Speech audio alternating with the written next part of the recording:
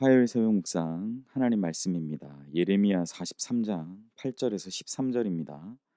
구약 성경 1122면에 있습니다. 예레미야 43장 8절에서 13절 말씀 제가 읽겠습니다.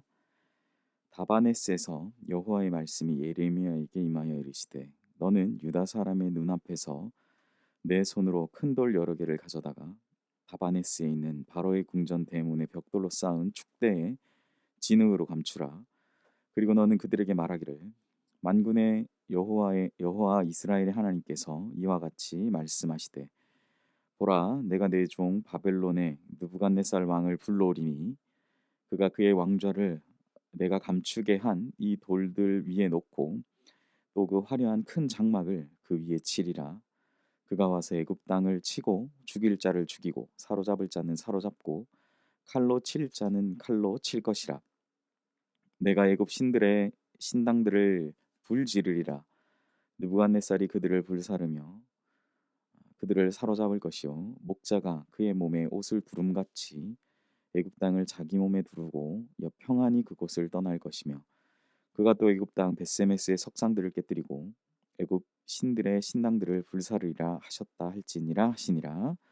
아멘. 오늘 주님 주신 본문의 말씀으로 주님의 계획대로 이루신다라는 제목의 하나님 말씀 나누겠습니다. 하나님은 우리가 걸어가야 할 길을 보여주십니다. 주님께서 우리에게 보여주시고 걸어가라고 하시는 길을 통해서 하나님은 참되고 진실하며 올바른 주님의 목표를 향해서 잘 나아가도록 인도하시는 것입니다. 그렇기 때문에 우리는 다른 곁길로 빠지지 않기 위해서 하나님께서 말씀하신 길에 대해서 잘 생각해야 하고 다른 길로 빠지지 않도록 늘 주의하면서 살아가야 하는 것입니다. 오늘 현대 시대처럼 혼란한 시기일수록 다른 곁길이 아니라 하나님이 말씀하신 온전한 길로 나아가는 성도의 삶이 되어야 할 것입니다. 오늘 본문의 남유다의 백성들은 애굽으로 가지 말라는 하나님의 말씀을 듣고도 그 말씀에 순종하지 않습니다. 교만해져 버린 그들의 눈과 귀가 영적으로 어두워져 버려서 하나님의 뜻과 말씀을 분별할 수 없었던 것입니다. 오히려 그 하나님의 말씀, 애굽으로 내려가지 말라고 한 하나님의 말씀을 전한 예레미야가 한 예언이 거짓이라고 매도합니다. 영적인 분별력을 상실해 버린 것입니다. 혼란해져 버린, 너무나 혼탁해져 버린 그들이 당면한 남유다의 백성들이 당면한 상황 가운데에서 그들은 그 혼란한 상황 속에서 어리석은 결정을 할 수밖에 없었던 것입니다. 결국 영적인 분별력을 상실한 백성들은 하나님의 말씀을 거역하고 애굽으로 떠나게 되죠. 백성들에게 하나님의 말씀을 담대히 전했지만 백성들은 결국 하나님께 불순종하고 심지어 하나님의 사명자를 또다시 핍박했습니다. 그들이 떠나 도착한 곳은 애굽의 북동쪽 국경지대에 있는 도시인 다바네스라는 곳이었습니다. 그곳에 이동한 유다의 사람들이 정착을 했습니다. 그런데 오늘 본문의 시작은 이 다바네스, 애굽으로 내려간 다바네스에서 예레미야에게 하나님의 말씀이 또다시 임합니다.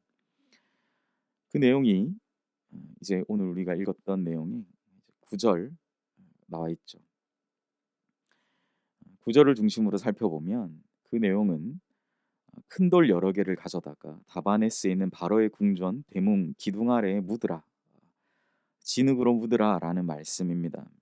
그리고 하나님께서 감추게 한 이 돌들 위에 바벨론 왕 느부갓네살의 왕좌를 놓으시고 그가 거주할 화려한 큰 장막을 치게 할 것이다라는 것이 하나님의 말씀입니다. 이 말은 우리가 느낄 수 있는 그대로 숨겨두었지만 결국 하나님의 뜻이 숨겨져 있는 것처럼 느부갓네살 왕이 이끄는 바벨론 군대가 애굽에 들어와서 그 백성들을 죽이고 사로잡고 칼로 칠 것이다라는 예언입니다. 어쩌면 남유다 백성들의 이동과 그것이 틀리지 않음을 우리가 생각해 볼 수 있는 것이죠. 바벨론의 군대가 애굽의 우상들을 불태워버리는 하나님의 도구로 사용될 것을 예언하신 것이죠. 마치 출애굽 때의 마지막 재앙으로 온 애굽이 혼돈에 빠졌듯이 하나님의 심판의 칼날이 애굽에 예고되고 있는 그러한 상황이라는 것이죠. 남유다 백성들뿐만 아니라 그들이 살기 위해 이동해온 그 다바네스를 중심으로 애굽에 하나님의 심판이 예고되고 그것은 반드시 성취될 것이다라는 것을 하나님은 이 43장 말씀을 통해서 말씀해 주고 있는 것이죠. 유다의 백성들은 살기 위해서 바벨론은 아니다, 차라리 애굽으로 가자라고 그들은 그것을 피했지만 주님이 예레미야 말씀을 통해서 지속적으로 선포하신 하나님의 뜻대로 주님의 계획대로 그것을 이루신다라는 사실이에요. 남유다 백성들은 하나님의 말씀을 어기고 애굽에 기대어 도망한 자들로 인해서 결국 그 땅 또한 그들의 죄로 말미암아 멸망하게 되며 악한 자들은 결국 하나님의 심판을 경험하게 되는 것입니다. 사랑하는 성도 여러분, 하나님의 때가 이르면 하나님께서 모든 사람들 가운데에서 이 심판을 통해서 주님의 영광과 위엄을 보이신다라는 거예요. 인간의 얄팍한 지혜와 그리고 그들의 수고, 그런 노력으로는 결코 하나님의 계획을 막을 수 없습니다. 결국 하나님의 뜻과 계획은 이 땅에서 반드시 말씀하신 대로 이루어지며 피할 수 없다라는 것을 다시 우리는 다시금 이 본문을 통해서 생각해 볼 수 있다라는 사실이죠. 주님은 지금도 사랑하는 믿음의 자녀들에게 죄로부터 돌아올 것을 말씀하고 계시죠. 믿음의 자녀뿐 아니라 이 세상에 살아가는 모든 사람들에게 하나님의 말씀 안에서 주시는 진리의 길과 주님의 뜻과 계획 안으로 돌아오라라고 말씀하고 계시다라는 거예요. 하나님의 뜻은 유다 땅에서나 애굽 땅에서나 언제나 동일하게 이루어졌다는 사실, 오늘 말씀을 기억하시는 우리 모두가 되시기를 바랍니다. 또한 예레미야의 입술을 통해 주셨던 하나님의 말씀을 무시하고 자신의 뜻대로 행했던 유다의 백성들, 그들의 안타까운 모습을 깊이 생각하시면서 오늘 하루 우리 신앙의 삶의 지표를 삼는 은혜가 가득하시기를 소원합니다. 말씀을 정리합니다. 태초의 아담과 하와는 그들의 불순종으로 말미암아서 모든 인간은 본성적으로 죄를 담지한 채 태어나게 됩니다. 이것이 우리가 믿는 성경의 시작이죠. 창세기 3장에 나오는. 제가 요즘 그 학습, 세례, 장년부, 양육을 하는데 아주 이 창조와 죄의 기원에 관한 부분을 아주 강조해서 제가 가르쳤었습니다. 왜냐? 우리의 신앙의 시작은 바로 여기부터예요. 이 죄는 사람의 마음과 눈과 마음을 어둡게 해서 우리가 하나님 앞에 가져야 할 그 영적인 분별력을 잃게 만드는 그러한 안타까운 상황을 초래하죠. 예레미야 말씀을 통해서 우리가 이제 43장까지 봤는데 얼마나 많은 그들의 자가당착적인 모습들을 발견하는지 모릅니다. 그들의 수고와 애씀을 통해서 그 위기를 모면해 보려 하지만 결코 남유다 백성들이든 애굽의 백성들이든 하나님의 뜻에는 관심이 없었다라는 거죠. 사랑하는 성도 여러분, 하나님의 말씀을 제대로 분별하고 주님의 계획대로 이루신다라는 그 하나님의 뜻과 계획에 그 말씀을 듣고 순종하며 엎드릴 때 우리에게 하나님이 주시는 참된 회복을 경험할 수 있다라는 사실이에요. 오늘 하루 남유다 백성들의 안타까운 결정과 교만한 애굽까지 멸망시켜 버리신 하나님의 심판과 계획의 이 성취를 생각하면서 주님의 말씀하신 그 믿음의 길을 분별하면서 걸어가는 주님의 성도님들의 하루 삶이 되시기를 간절히 소원합니다. 기도하겠습니다. 하나님 아버지, 우리에게 가야 할 길을 보이시고 결국 그 길을 통하여 하나님의 온전하시고 완전하신 목적과 목표를 향해 나아가게 하시는 하나님의 말씀을 이 시간 생각합니다.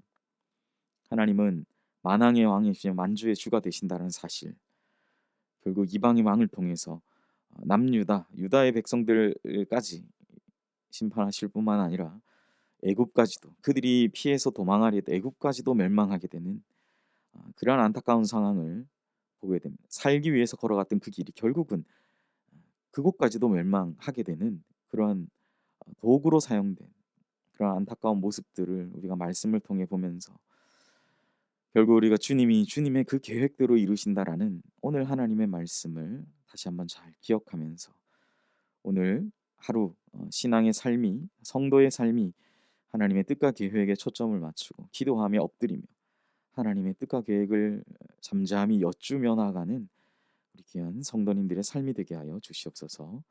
감사드리며 예수님의 이름으로 기도합니다. 아멘. 이 시간 우리 함께 들은 말씀 생각하시면서 모든 것이 주님의 계획대로 이루신다는 사실을 기억하면서 얄팍한 사람의 생각과 결정보다 주님의 뜻과 계획에 순종하는 하루 되게 하소서 기도하시기 바랍니다. 교회의 사역과 미래를 위한 기도 드릴 때 교회의 모든 사역, 예배, 구역, 전도회가 하나님의 말씀을 배우고 나누는 하나님 임재가 가득한 충만한 그러한 곳이 되게 하소서. 위드 코로나 시대에 현장의 예배와 사역이 하루속히 정상화되게 하시고 상황을 뛰어넘는 지속 가능한 사역의 비전을 주시옵소서. 2022년 교회 사역을 준비하는 모든 모임, 회의, 기도회 가운데 함께 하셔서 하나님께서 주시는 비전의 공동체가 되게 하소서. 예배의 자리를 잃어버린 이들, 코로나 이후 방황하는 영혼들, 구원의 길을 찾는 이들을 위한 선교적 교회가 되게 하소서 기도하시기 바랍니다. 박재현 담임 목사님 위해 기도할 때 하나님의 은혜와 능력이 충만하여서 연예계 잘 이끌어 가실 수 있도록 기도해 주시고, 교회에 섬기는 사역자들을 위해 기도하실 때 우리 교회 섬기시는 모든 권사님들을 위해서 기도해 주시고, 선교사님들을 위해서 기도할 때 태국 이정남 조신의 선교사님 사역과 가정을 지켜주시고, 생명의 씨앗 교회가 어려운 분들을 도와드리며 복음의 씨앗들을 잘 뿌리는 사역 감당케 하시고, 코로나 치료 중인 뿌림과 어머님이 잘 치료되게 하시고, 그 태국 지역은 마스크 착용자가 거의 없다고 합니다. 땀만 지역 아이들 안전하고 건강히 지낼 수 있도록 은혜 더해 주시며, 우리 선교사님 보수공사하다 사다리에서 다친 다리를 완벽하게 회복할 수 있도록 기도해 주시기 바랍니다. 하늘을 위해 기도할 때 불면증 공황장애로 어려움 가운데 계신 우리 강춘자 권사님 치유와 회복을 위해서 기도해 주시고, 마지막 수험생을 위한 기도 드릴 때 11월 수험 수능일이 다가오고 있습니다. 코로나 어려운 상황 가운데 대학 입시 준비하는 모든 학생들에게 하나님의 지혜와 영육 간의 강건함 달라고 우리 수험생 명단 보시면서 함께 기도해 주시기 바랍니다. 함께 기도합니다.